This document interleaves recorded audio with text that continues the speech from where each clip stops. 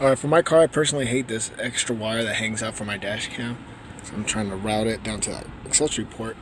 But what I'm going to do is I'm going to install this dongle that'll cut away all that extra wire and make it a clean install. So let's get that.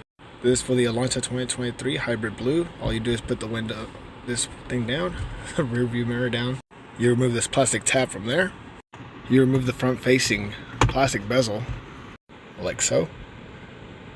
The way this dongle works is that these pins tap right into those ports.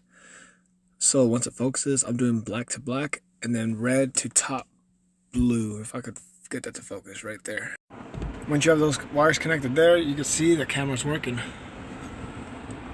Just like that. So now instead of having this big ass cable that runs down my trim and in front of that and all that, it's just there. So now I just have to figure out how to tuck it away. And let's get that done. Alright, so that's the best way I saw that it would route. Now I just need to figure out if this is going to clear once I put it on.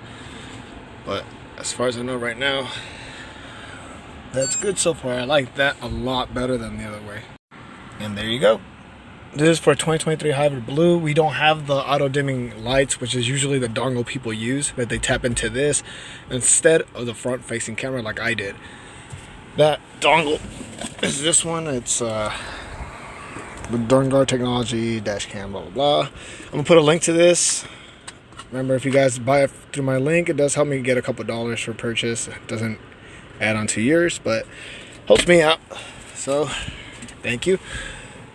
And this is how to get a clean dash cam install. This is a Garmin Mini 2 that I'm using for my car, and it's been a pretty good one.